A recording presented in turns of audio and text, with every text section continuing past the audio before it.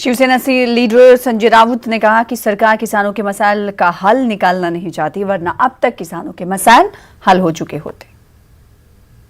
कब तक बातचीत चलेगी?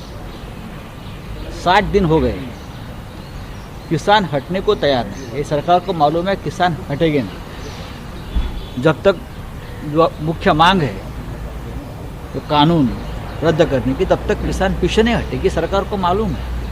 तो ये क्या सरकार ये चाहती है कि पहले दौर की चर्चा 2, 3, 4, 5 राउंड 10 राउंड तक आ गए, और कितने राउंड पे सरकार जाए? क्या सरकार Guinness book of world record में अपना कीर्तिमान प्रस्थापित करना चाहती है कि हम इतने राउंड चर्चा? विश्व में अब तक ये कीर्तिमान किसी ने स्थापित नहीं किया था। क्या लिम्का बुक में सरकार जाना चाहती है कि हमने 50 राउंड तक चर्चा?